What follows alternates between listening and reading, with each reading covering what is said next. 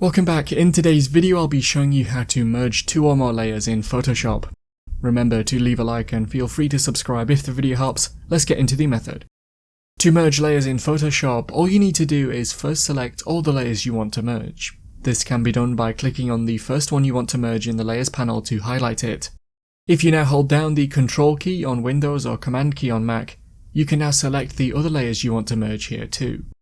You can click on the actual objects in the image, however this might be difficult if you have a lot of layers. With them all selected, right-click on one of them and then select Merge Layers.